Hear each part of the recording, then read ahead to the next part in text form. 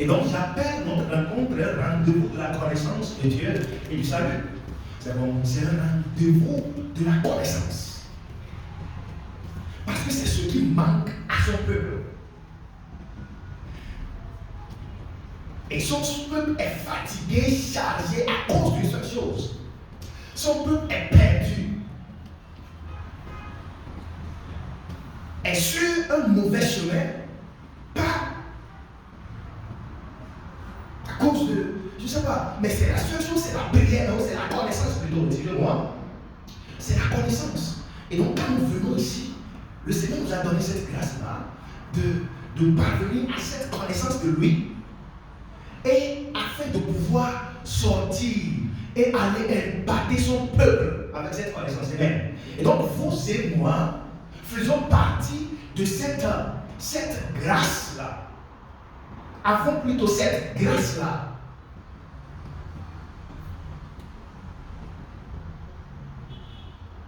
Amen.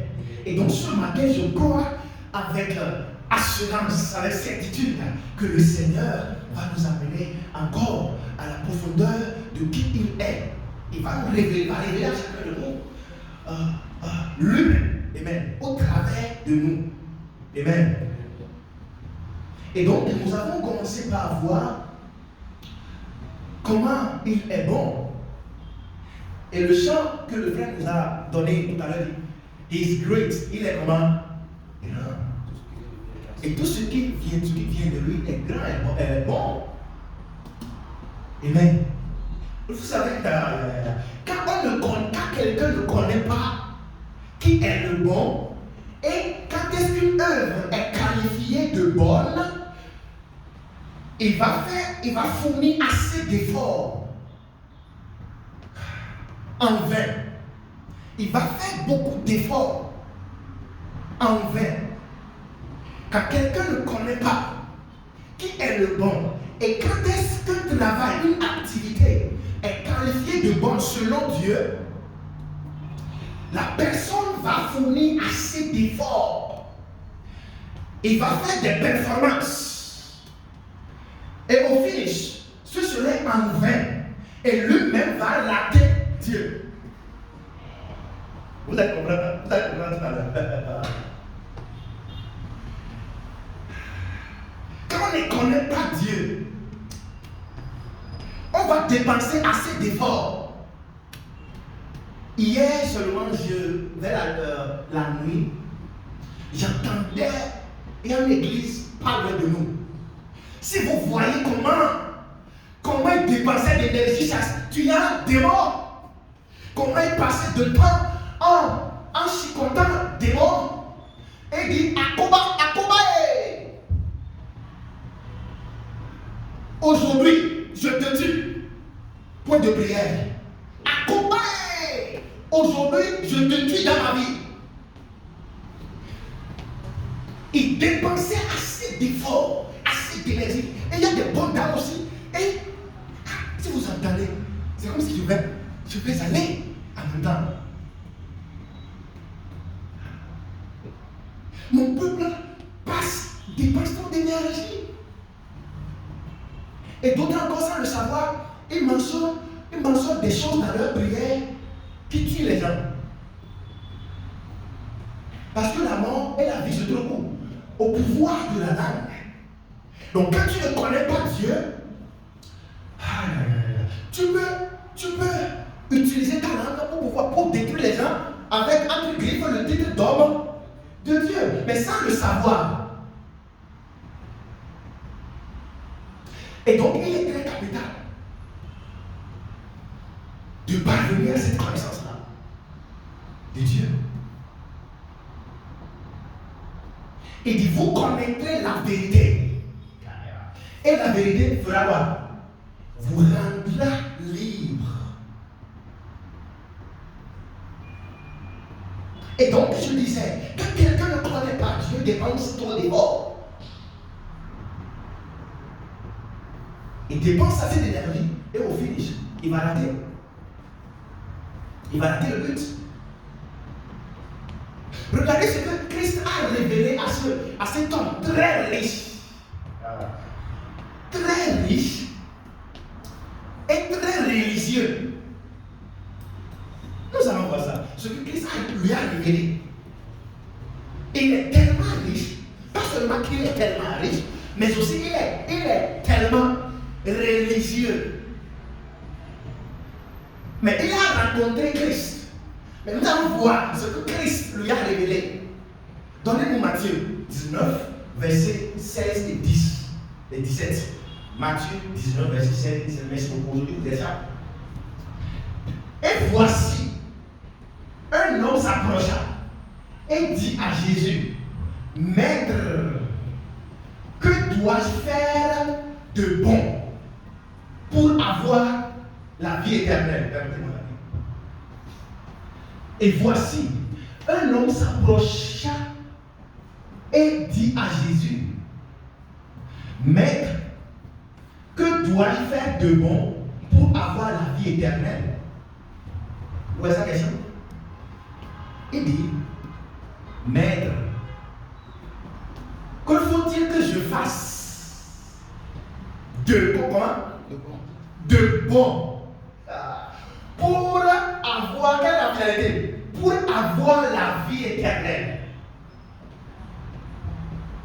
Prêtons attention à une expression.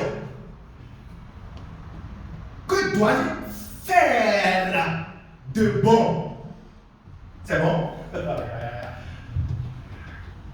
Faire de bon pour afin d'avoir la vie éternelle. Donc dans son intention, la vie éternelle vient de quoi?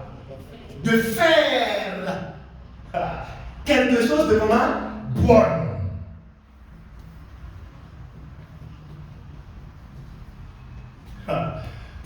Qu'est-ce que je dois faire de bon pour... Il parle à qui? Devant qui? Devant Jésus. Donc, nous voulons voir si c'est faire quelque chose de bon pour avoir la vie éternelle. Si c'est faire quelque chose de bon. Maintenant, il a utilisé l'expression bon, n'est-ce pas? Faire quelque chose de bon. Bon signifie quoi? C'est la première question que nous allons poser. Bon signifie quoi? Bon signifie droit de cœur.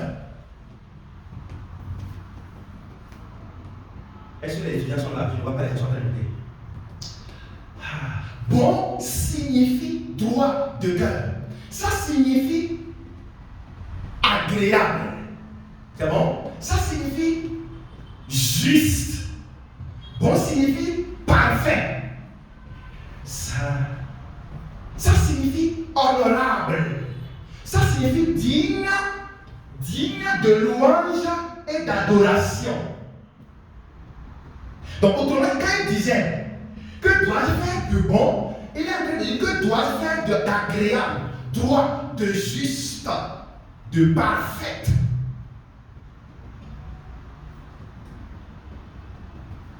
Amen. Que dois-je faire pour que ça soit digne de louange et d'adoration? Pour avoir. Bon également signifie sans péché. Amen. Bon signifie sans péché, sans faute, sans défaut, irréprochable.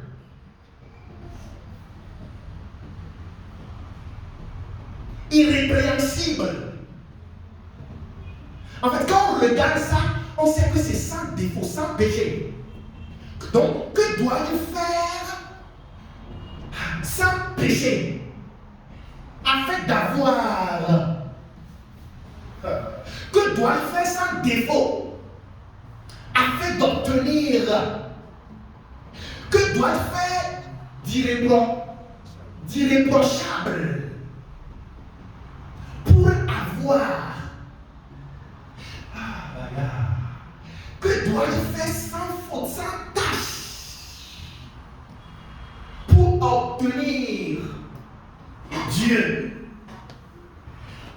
être juste, pour être parfait, que doit-il faire? Donc il disait indirectement à Jésus, qu'est-ce qu'il faut que je fasse de parfait? De parfait. Afin d'obtenir Dieu, la vie. Que dois-je faire? Sans faute, sans commettre de quoi? D'erreur, sans faute, sans péché. Regardez la personne qui a posé la question.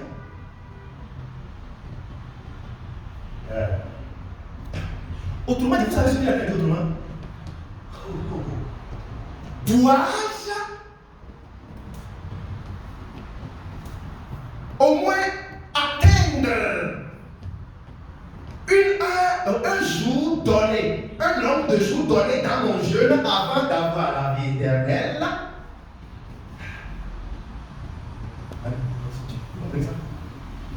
C'est ce qu'il a dit. Dois-je atteindre au moins 40 jours de jeûne dans mon jeûne avant d'avoir la vie éternelle? Ou dois-je atteindre une certaine heure donnée lorsque je commence à prier pour avoir la vie éternelle? Ou bien dois-je me faire baptiser d'abord nécessairement pour avoir la vie éternelle? Ok. Dois-je me communier d'abord nécessairement pour avoir la vie éternelle? Ou bien pour être juste, pour recevoir la justice de Dieu, pour être bon comme Dieu? Ou encore, dois-je me... C'était des choses comme je dis comme... Dois-je m'abstenir de me marier d'abord pour avoir la vie éternelle? Vous comprenez ça? C'est la question ça. Ou dois-je d'abord m'abstenir de certains aliments pour avoir la vie éternelle? Vous savez, c'est crucial. J'avais été victime de ça, au moins surtout au niveau de l'aliment. Lorsque j'étais dans la religion, moi-même j'étais dans la religion, avant que le Seigneur nous a fait grâce, on nous avait déjà enseigné que quand on mange hana, la viande de porc, on est souillé. Et du coup, ton salut va partir.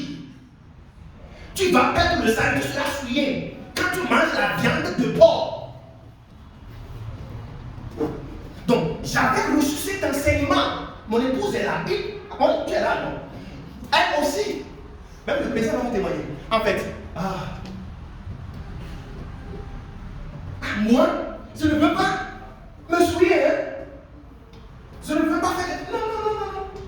Donc, quand on m'a dit Hana, on nous avait inculqué cette connaissance erronée. Que quand on mange de la viande de porc, on est souillé. Et donc, le salut va partir.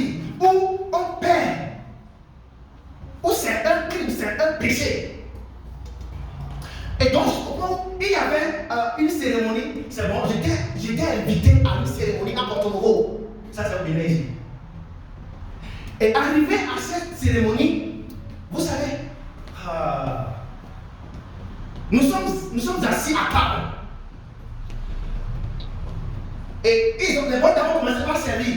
Ils ont commencé par servir. Et donc le tour de la viande, ils ont amené la viande. Et quand vous voyez, c'est tellement assaisonné. Comment on dit ça quand les femmes donnent l'eau? C'est tellement assaisonné. Et ça m'a tiré. Et quand vous voyez ça, même vous l'avez. Vous savez, quand on fait bien, on tonifie ça très bien. On fait ça très bien. La couleur de ça de nous, elle est ça. Et avec ingrédients bien sapés. Et ça attire. Et j'ai demandé c'est quelle viande. Et ils m'ont dit, malheureusement, pour moi, c'est viande de porc. Et je me suis rappelé en dedans de mon salut. Que je ne veux pas perdre mon salut. Je vais le préserver par moi-même. En évitant ça. Mais la chose, les gens mangeaient, il faut ça là, mandoumo. Non, ça va, mais ça va, dis donc. Ça va que je disais là, ça n'allait pas, rien n'allait pas. Ça n'allait pas. Mais regardez là où la religion m'a mis. M'a mis plutôt. Donc, j'étais, moi-même à l'intérieur de moi, vraiment, je me doute. Quand ça là, c'est quoi? Est-ce que c'est vrai? Donc, exactement la question qu'il vient de poser. Donc, dois-je m'abstenir de certains aliments pour avoir la vie éternelle? Donc, moi aussi, je voudrais avoir la vie éternelle. En fait, je voudrais préserver ça, en fait. C'est bon? Et donc, en ne mangeant pas, en faisant très attention aux viandes.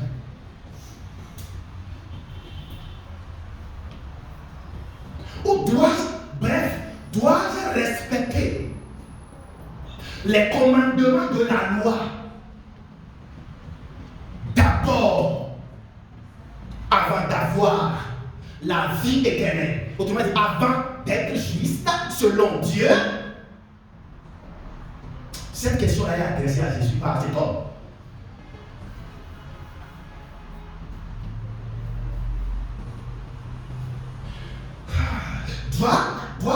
Dois-je m'abstenir de certains endroits, de certains lieux,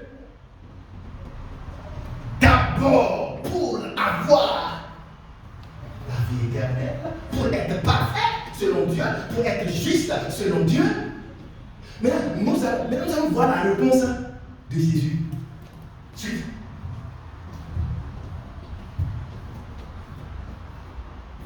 Verset 17.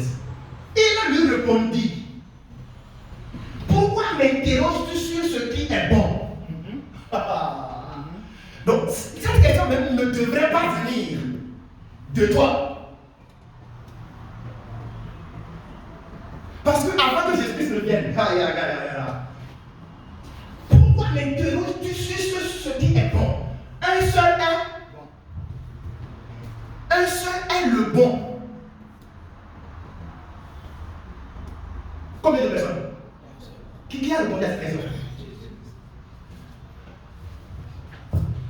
Un seul est le bon. Vous savez, si Jésus-Christ lui disait, il faut d'abord t'abstenir de certains aliments. Non, disons ça. On ne pas. J'ai fait ça. C'était une question de un peu des choses là pour pouvoir voir. C'est bon, c'est bien vrai. Mais quand Jésus-Christ va lui dire, il faut pas manger tel viande. Il dit non, j'ai fait ça. Même quand vous lisez la suite, vous allez voir que exactement. Quand Jésus lui a dit, il faut faire ça. Et là, j'ai déjà fait ça, ça ne les a pas. Donc j'ai tout fait alors.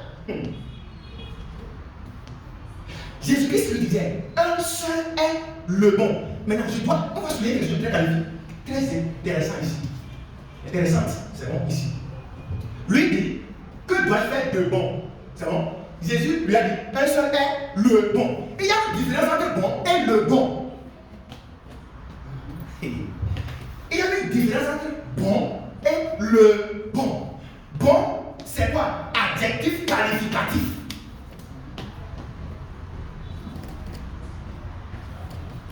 Mais le bon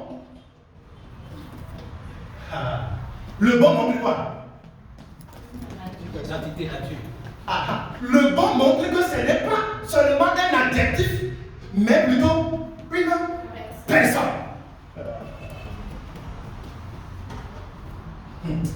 C'est une personne. Le bon, c'est la nature d'une personne. Donc Jésus-Christ lui a dit non, un seul est le bon. Il n'a pas dit un seul est bon. Un seul est le bon. Donc ce qu'il est en train de révéler là, c'est une question d'état. C'est une question de nature. Ce n'est pas une question de faire quelque chose de bon, de bon. Non. C'est une question de nature. La vie éternelle est une question de quoi? De nature. Ce n'est pas une question d'activité. Un le bon.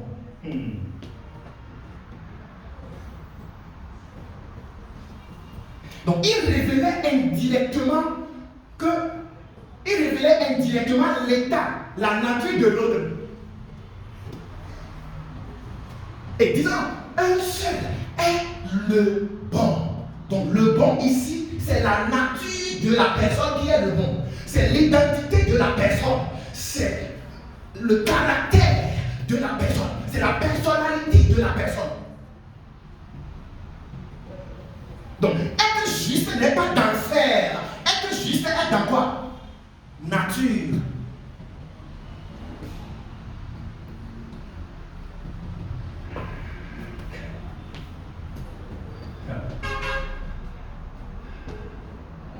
Pourquoi m'interroger sur ce qui est bon? Un seul est le bon.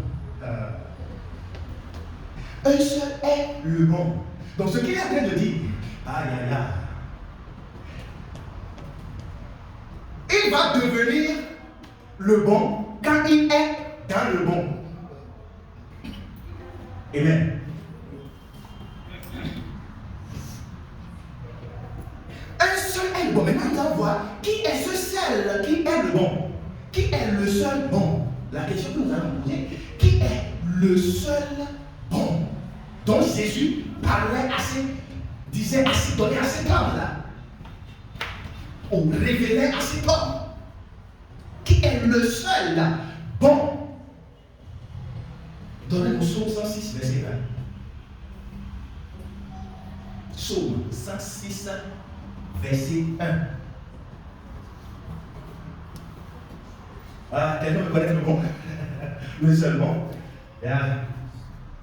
Psaume 106, verset 1. Il dit, louez l'Éternel. Louez l'Éternel. Car il est bon. Qui est bon? Ou qui est le bon? L'Éternel, c'est qui? Dieu. Donc le seul bon dont Jésus parlait, ce n'est pas un homme donné, un prophète donné, mais ce n'est même pas une activité, ce n'est pas une performance. Mais c'est une personne. Et cette personne, nous venons de voir que c'est Dieu lui-même. Autrement dit, Jésus, Christ. C'est Christ lui-même. Maintenant, Jésus ne pouvait pas lui dire, c'est moi qui suis bon. Et il lui disait celui qui est en lui. Parce qu'il croit en ça au moins. Il va croire en ça.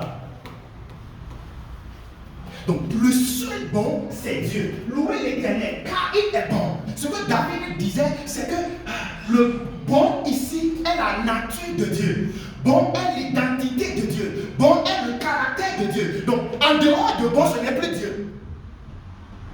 Si la chose n'est pas bonne, ce n'est pas Dieu. Donc, ici, c'est le caractère, c'est la personne de Dieu. Donc, la seule personne qui est bonne, c'est Dieu lui-même. Autrement dit, Jésus-Christ.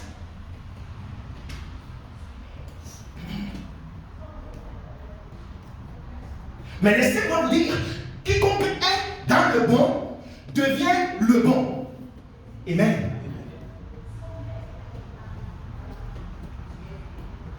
Pourquoi c'est un seul qui est bon, qui est plutôt le bon? Et pas tout le monde dans le temps, je disais ça. Pourquoi c'est un seul qui est bon? Vous savez la réponse. Romains 3, verset 23. Verset 32. Regardez. Car tous ont péché et sont privés de la gloire de Dieu.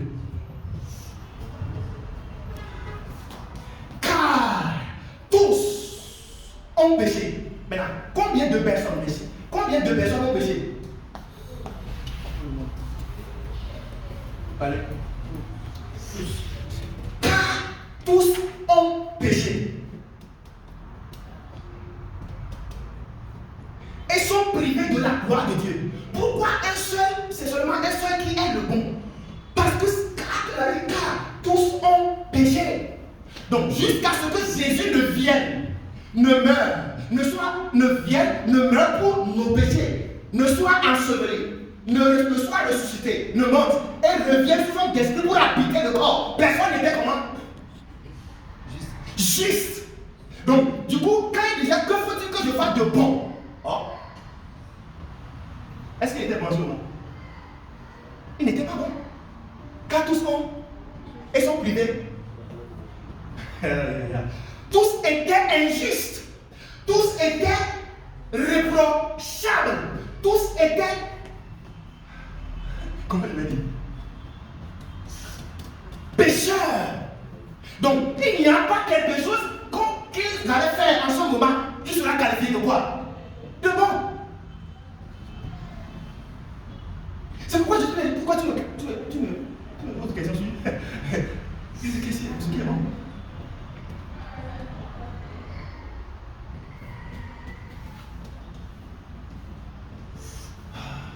Tous ont péché, tous sont devenus injustes, imparfaits, pécheurs, reprochables.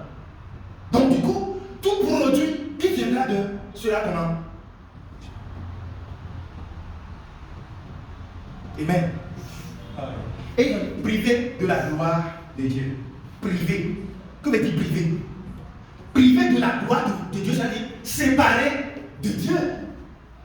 Séparé de la présence de Dieu. Séparé, éloigné de Dieu. Donc, dans cet état où nous étions tous séparés de Dieu et éloignés de Dieu, tout ce qu'on va faire.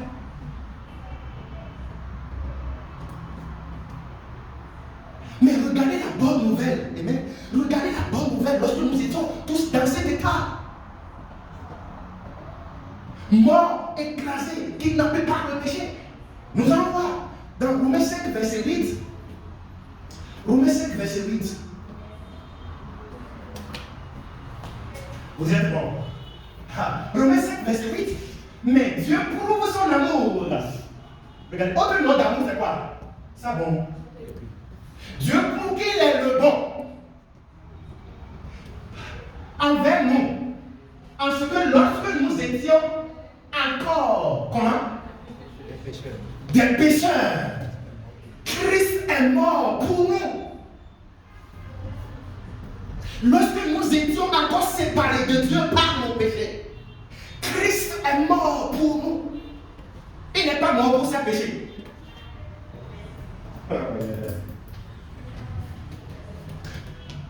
Péché passé, présent, futur. Christ a déjà payé pour ça. L'homme déjà dit tout à l'heure dans son esprit qu'il a donné quoi? Sa vie pour notre rachat.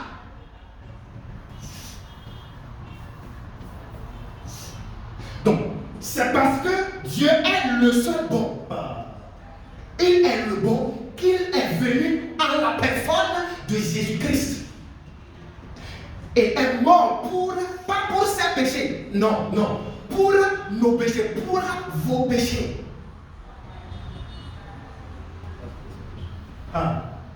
Parce qu'il est sans péché.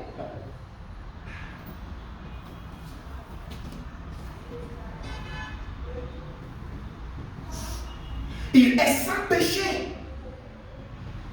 Et il a donné sa vie pour nos péchés.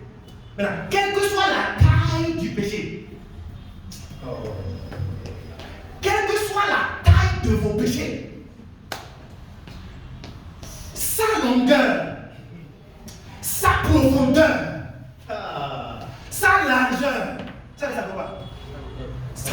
Sa hauteur, Christ. Autre nom de Christ est plus grand que tout.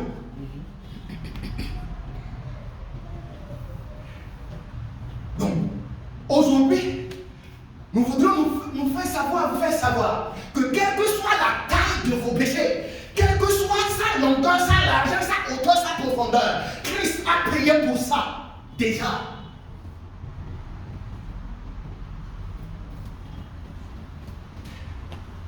Par sa mort, regardez, quand il est mort, il a été enseveli. Le tombeau était content. C'est bon? Oh. L'enfer est content.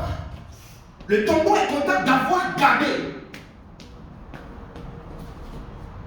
Jésus-Christ. Donc, lorsqu'il réjouissait, lorsque le tombeau, le diable, l'enfer réjouissait de pouvoir emmagasiner Dieu, de pouvoir garder le Seigneur, le troisième jour, vous savez, lorsque Christ est mort, enseveli, s'il n'était pas ressuscité, qu'est-ce qui allait se passer pour nous? L'humanité serait toujours dans son état. Donc le diable pensait qu'il a fini avec lui-même, avec Jésus-même, sans savoir que le troisième jour, Dieu ne peut pas mourir. Le troisième jour, le tombeau ne pouvait plus. L'enfer ne pouvait plus le garder. Donc, il doit le vomir. Il doit le relâcher. Amen. Et le troisième jour, Christ est ressuscité des morts. Donc, sa résurrection égale à quoi? Notre résurrection. Sa résurrection égale à votre victoire. Parce qu'il est ressuscité, c'est vous qui êtes ressuscité. Tout est accompli. Donc, quiconque est dans le bon maintenant devient comment? Le bon. Je vous annonce, je vous dis que quiconque est dans le bon, qui est Christ, qui est Dieu lui-même, en la personne de Christ, devient le bon, le seul bon. Dis avec moi, je suis le bon. Tu n'entends pas? Je suis le bon. Parce que je suis dans le bon. Et le bon est en moi. Confesse ça, déclare ça. Aïe, aïe, aïe, aïe. Je suis dans le bon. Parce que le bon est en moi. Et je suis, aïe, aïe, aïe, aïe, aïe. Je suis le bon. Parce que je suis dans le bon. Et le bon est en moi. Donc, nous avions donné la définition du bon au départ. Donc, cela vous dit quoi? Je suis parfait parce que je suis dans le parfait et le parfait est en moi. Je suis le juste parce que le juste est en moi. Et je suis dans le juste. Si quelqu'un comprend ce coup de prière, il va prier. Il va confesser, il va déclarer. Vous êtes en train de déclarer votre identité. Je suis le bon parce que je suis dans le bon et le bon est en moi. Je suis digne de louange. Je suis digne de louange et d'adoration parce que je suis dans celui qui est digne et de louange et d'adoration.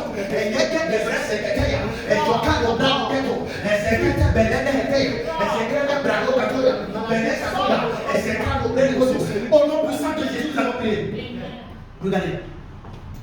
Vous, dans le bon, et le bon en vous, vous êtes scellés pour toujours. Quiconque est dans le bon est scellé avec le bon pour toujours.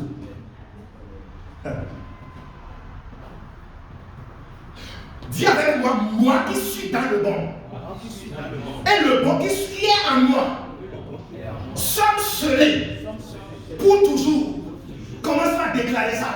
Plus rien ne pourra me séparer de l'amour de Dieu. Plus rien ne pourra me séparer de cette volonté de Dieu.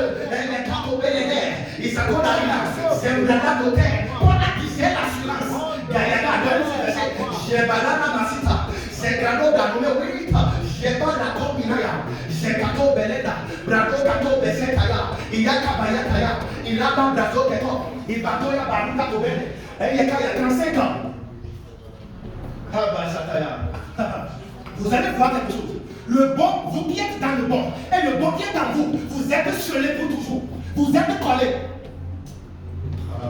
C'est comme votre femme et vous. Vous êtes collés pas pour un instant.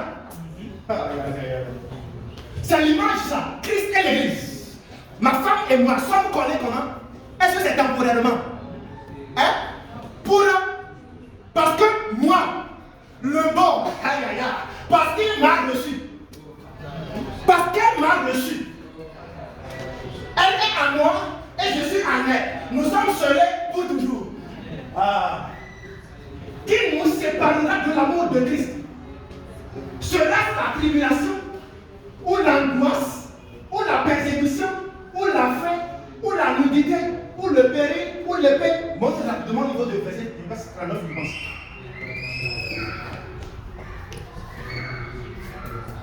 Bataille à la gauche. Non. Monte. Regardez. J'ai l'assurance. Quelqu'un dit j'ai l'assurance. J'ai la conviction complète. J'ai la certitude. Regardez ce que Paul a dit. Que ni la mort, ni la vie, ni les anges, ni les dominations, ni les choses présentes, ni les choses à venir, ensuite. Ni les puissances, ni la hauteur, ni la profondeur, ni aucune autre créature ne pourra nous séparer de l'amour de Dieu manifesté en Jésus-Christ notre Seigneur. Quelle que soit la taille du péché, sa profondeur, sa longueur, sa hauteur, j'ai l'assurance. Nous avions dit le dimanche. L'assurance de Paul n'est pas dans sa prière. Pour que Paul dise ça, ce n'est pas parce qu'il prie beaucoup. Ce n'est pas parce qu'il jeûne beaucoup. Ce n'est pas parce qu'il est zélé pour le Seigneur plus que tout le monde. Non. Son assurance est quoi? Dans le fait qu'il a le bon. Donc, son assurance est dans le fait que la personne qu'il a, c'est la nature de la personne qu'il a. La personne qu'il a est éternelle. Donc, il lui a imputé son éternité. C'est tout. Ce n'est pas activité qui lui a donné cette assurance. Ce qui lui a donné cette assurance, c'est quoi? C'est la personne qui a reçu. La nature de la personne qui a reçu. Parce que la personne là ne peut jamais mourir. Donc lui-même, jamais. C'est pourquoi Christ a dit dans Jean 10, verset 28. Je leur donne quoi? Je leur donne la vie éternelle. En fait, je prophétise maintenant sur la terre.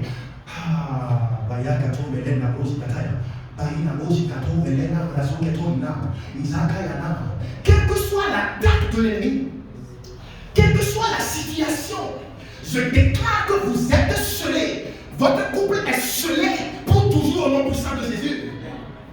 Oh, quelle que soit la stratégie de l'ennemi, vous êtes scellés pour toujours au nom puissant de Jésus. Je leur donne la vie éternelle. Et elles ne périront comment?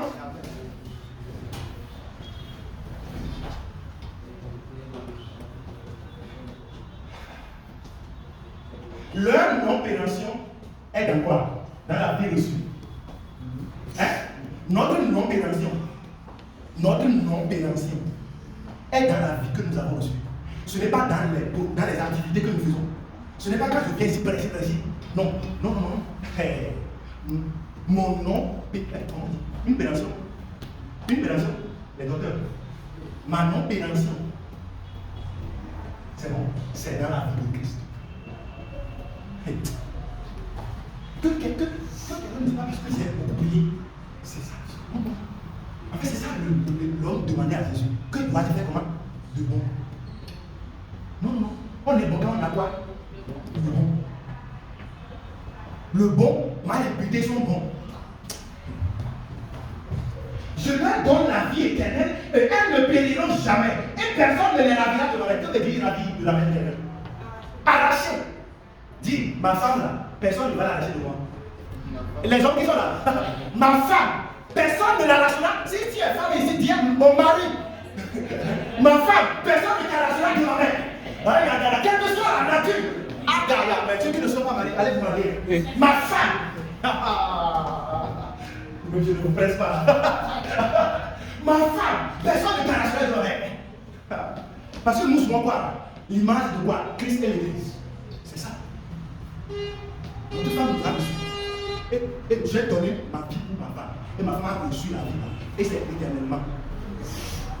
Je leur donne la vie éternelle et elles ne paieront jamais et personne ne les ravira de ma main. Mon Père qui me les a donnés est comment? Plus grand que tout. C'est parce que son Père, Dieu est plus grand que tout que personne. Qu'il n'y a pas cette créature qui peut nous arracher. Donc, autre nom de Christ, c'est plus grand que tout. Autre nom de Dieu, c'est le plus grand que tout. Donc, le plus grand que tout vit en vous. Donc, vous allez vous l'opposer. Dites, parce que le plus grand que tout est en moi, il n'y a pas cette chose-là qui pourrait me séparer. Amen. Est-ce que je peux rendre grâce à Dieu pour cet amour, pour cette bonté qu'il a manifesté envers nous? Père, je te dis merci beaucoup de ce que je suis devenu le bon, parce que je suis en toi qui est le bon. Aïe, aïe, aïe. Vous êtes le bon.